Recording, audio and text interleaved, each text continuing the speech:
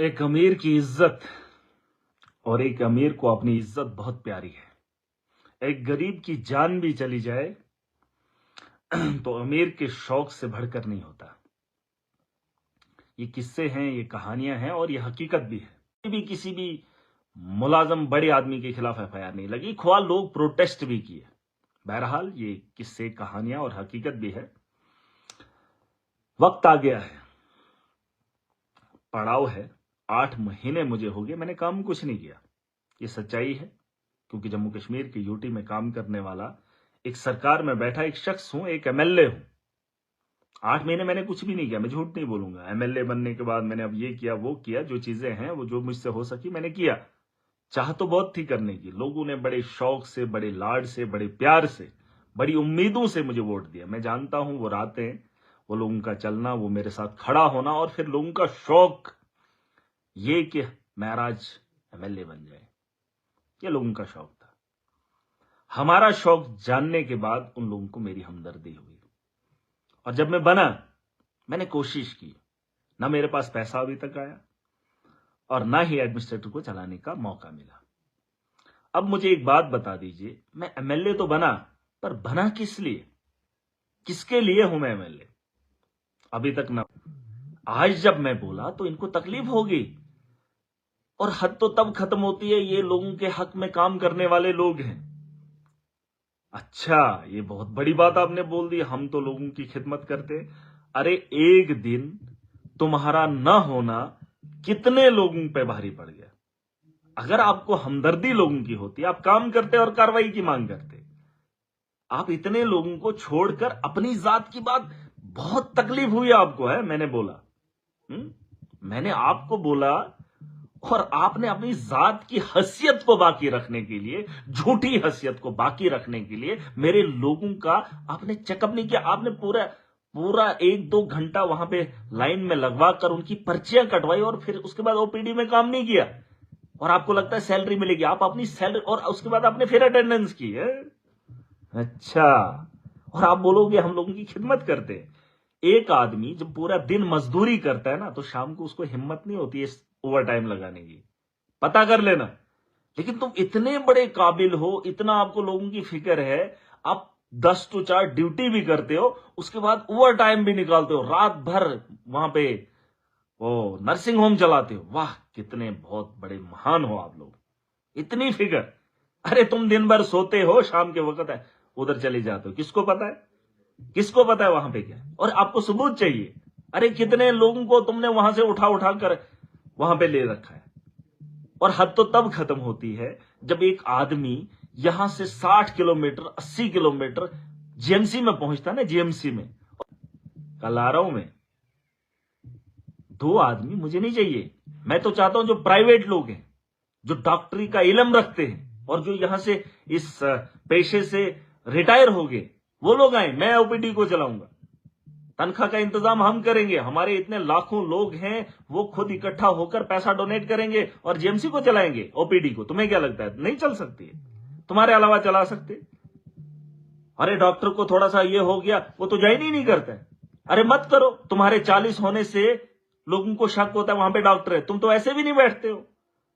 तुम तो अटेंडेंस लगा के या ऐसे वहां पे अपनी हाजिरी लगा के वहां से चले जाते हो गायब भी, मैंने तो देखा ही नहीं। जब बड़े लोग आते हैं तब तुम कोट क्यों पहनते हो? हैं? मेरा एक सिंपल सा सवाल है और मैंने ये जेएमसी के अंदर तुम्हें बोला था, तुम्हें याद नहीं है?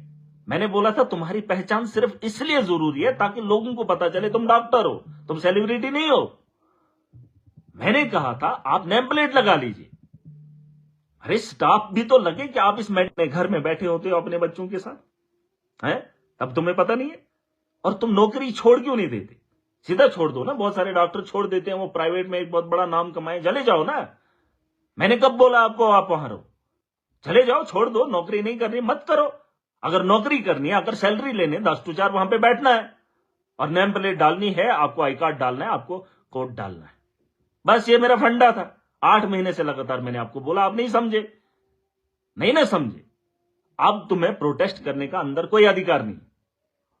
वो जो लड़की तुमने मारी है तुमने, उसका कत्ल किया तुमने, क्योंकि वहां पे डॉक्टर बैठता ही नहीं। और रात को कौन डॉक्टर वहां पे होता है? मुझे जरा नाम बताना, रात को ये जब वहां पे चलते हैं कौन लोग होते हैं यहां पे, वो बच्चों को लेके आते हो हैं? मुझे नहीं पता। बड़ा बड़ा नाम, एक फलाना नाम, दूसरा फलाना नाम, प्राइवेट प्रैक्टिस, प्राइवेट वो ये वो करते रहोगे। सुबह आ रहा हूं मैं, तुम बताओ तो लोगों को उसके साथ खड़ा नहीं आ रहे। तुमने तो जनाजा निकाला, कफन बेच दिए तुम लोगों ने, और बड़ी बड़ी बातें आसानी से कर देते हो।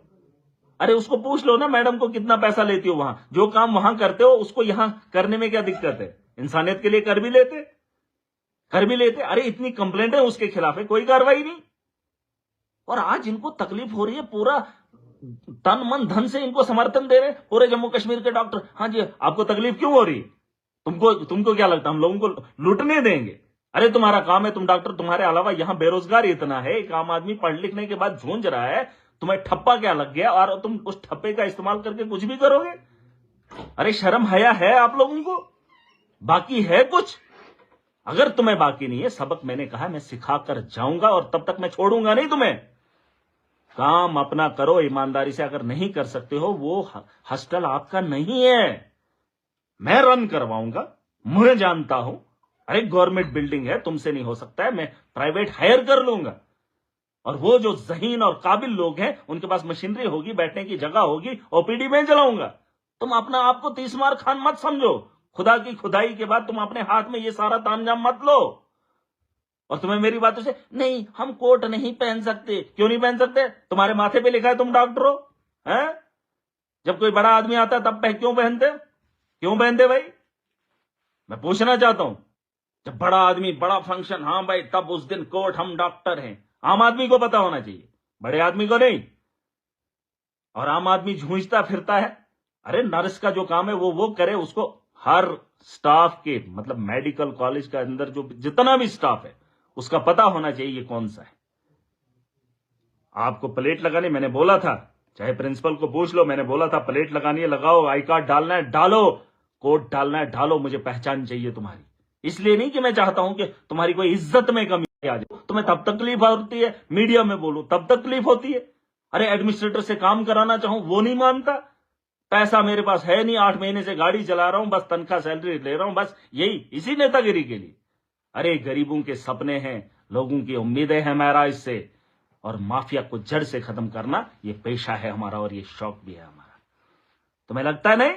मैं दिखाऊंगा कैसे।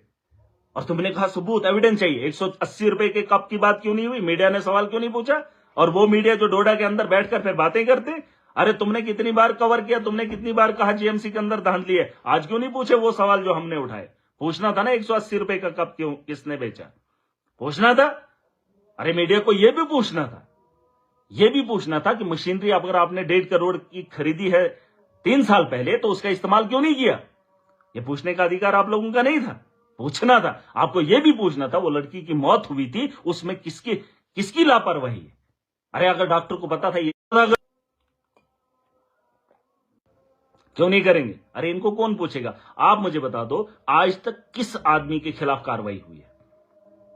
एक आम आदमी के खिलाफ एफआईआर लगने में थोड़ी सी भी देरी नहीं होती।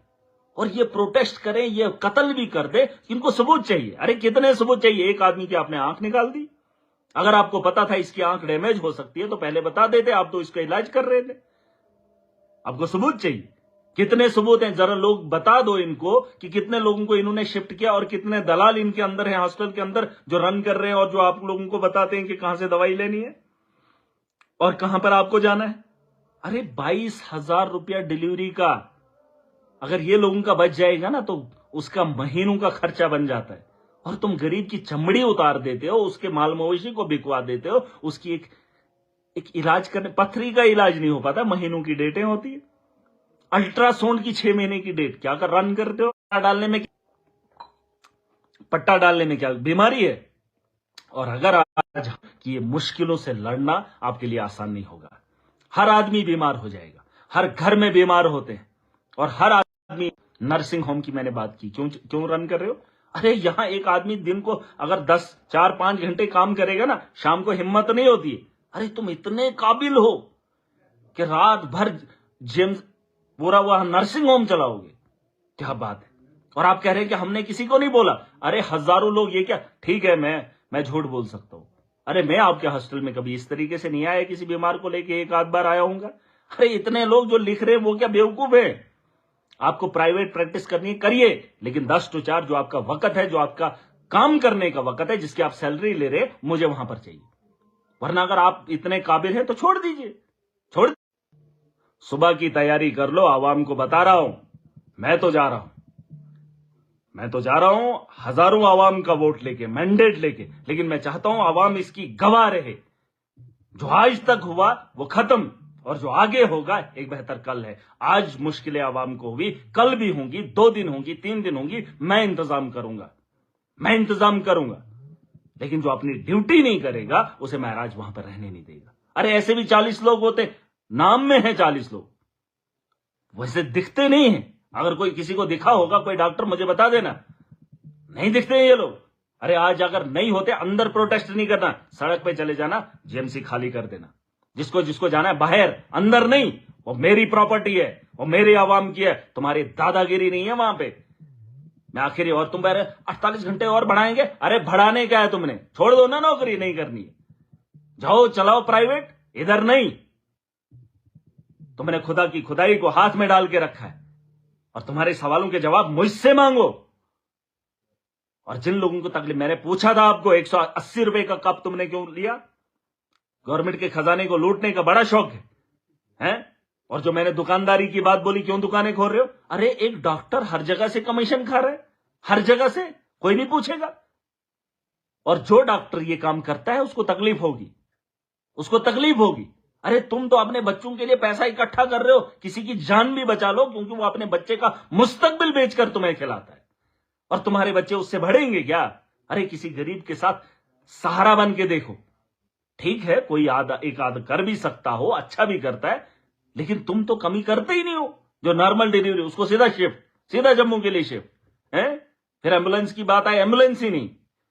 जब कोई गाड़ी लेके आता है, तब तक इंसान आधे रास्ते में मर जाता है।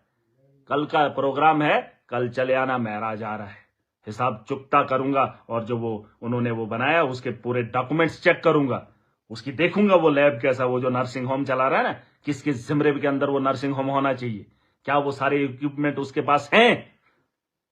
फिर जिसको प्रैक्टिस करनी है, जिसको पैसा कमाना है, वो वहां पे काम करे। लेकिन नीचे से लोगों को क्या पता नर्सिंग होम कहां है? जब वो इलाज करने के लिए गवर्नमेंट मेडिकल कॉलेज में आते हैं, तो तुम वहां से उठाकर नर्सिंग होम कैसे पहुंचाते हो? तुम इलाज क्या करोगे? तुम तो अल्ट्रासाउंड नहीं करते हो, अल्ट्रासाउंड नहीं कर पाते हो। मशीनरी तुमने उसके पार्ट्स तक बेच दिए, मशीनरीज के सारे पार्ट तुमने बेच दिए। वो जो 1.5 करोड़ की खरीदी है 3 साल पहले, वो कहां है? वो क्यों नहीं चालू हो रही? और कल का इंतजार कीजिए, मैं आ रहा हूं। और एडमिनिस्ट्रेशन को मैं बताना चाहूंगा, इनके बहकावे में मत आइए, इनके खिलाफ इतनी एप्लीकेशनें गई है। ये डर का माहौल बंद कर दीजिए। एक लड़की की जान गई है, उसका हिसाब मांगता, उसके मौत के गुनाहगारों को सजा दो। उनके बयानात आपके पास कलमबंद है, FIR लगा लीजिए, कार्रवाई शुरू कर दीजिए, क्योंकि हम मौत का नंगा नाच भी देखेंगे, लेकिन इन पे आंच ना आए। जब हम इनको बोले तो इनको तकलीफ होगी। अरे महराज ने बोला था, महराज से लड़ लेते। तुम अगर इतने लोगों की परवाह करते तो OPD क्यों बंद की तुम लोगों ने? हैं? तब फिक्र नहीं लगी। अगर मुझसे टकराना है, मेरी आवाम से टकरा रहे हो। अगर मैं दर्द दिखा रहा हूं तो मेरे आवाम का दर्द है, और जवाब महराज तुमसे लेगा और तुम्हें देगा भी। इस बात का इंतजार कीजिए। तुम बोल रहे थे ना इसके साथ लोग पागल हैं। अरे पागल नहीं, ये तुम भी, तुम्हारे बॉस, तुम्हें उन लोगों ने खराब किया है जो तुम्हारे साथ ये नेक्सस चला रहे, जो तुम्हारे तलवे चाटते हैं, जो जिसका काम है वो काम करेगा। मैंने कहा मैं वो MLA हूं इस वक्त जिसके पास कुछ भी नहीं है, एक गाड़ी है और सिक्योरिटी है, उसके अलावा कुछ नहीं, और तनख्वाह है मुझे। अभी तक मैंने कोई काम नहीं किया, इंप्लीमेंटेशन का मेरा काम है। तुम पे नजर रखना और तुमसे काम लेना, ये मेरी जिम्मेदारी है, वो मेरी जिम्मेदारी, उसका मैं बॉस हूं। कर पाऊंगा जल जीवन में घोटाला, उसमें घोटाला, इसमें घोटाला, बात भी ना कर पाऊं। कौन सा MLA हूं मैं? किस सरकार का मैं हिस्सा हूं जहां एक आदमी की वजह से 12 लाख लोग परेशान हो, 2 आदमियों की वजह से हैं? और 12 लाख लोगों को आप इस दलदल में धकेल रहे हो। मुझे उनके खिलाफ कार्रवाई चाहिए, FIR चाहिए, जो सुबह उन्होंने वो काम किया है। मैं देखूंगा कि कैसे एडमिनिस्ट्रेशन काम करती है। अरे आज से पहले कितने प्रोटेस्ट हुए, उनको उठाकर देख लो कि JMC की हालत क्या थी। कितनी बार लोगों ने हंगामा किया, और कितनी बार इन्होंने लड़ाइयां की, और ये डराएंगे हैं। तुम्हें तकलीफ हो रही है ना, सुबह आ रहा हूं मैं, और अगर प्रोटेस्ट करना है सड़क पे करना, उधर नहीं जीएमसी के अंदर। मैंने आज भी कहा है वो तुम्हारी जागीर नहीं है, उसका ठप्पा तुम्हारे पास नहीं है। तुम लूटोगे भी और अय्याशी भी करोगे। और आवाम को बता रहा हूं, आज जागोगे तो मुस्तकबिल बेहतर होगा। और ये जो माफिया है इसे रोकने के लिए हम सबको खड़ा होना पड़ेगा और इस लड़ाई को लड़ना पड़ेगा। अभी जिन लोगों ने मुझे वोट दिया, मैं उतना सक्षम नहीं हूं कि मैं इन लोगों को अपनी कलम से रोक सकूं। अभी उतना सक्षम नहीं हूं। अगर होता तो ये जाहिलियत, ये इन लोगों को लगता है ना जाहिलियत कर रहा है, अरे ये दर्द है। उनकी मौत होती है लोग, लेकिन वो उनको मुंह तुम खोलने नहीं देते हो। और तुम्हारी जात पे कोई बात आ गई तो तुम सीधा हिला दोगे पूरे स्टेट को, हैं? जो जिसका जिम्मेदार है उसको भी जवाबदेह होना पड़ेगा।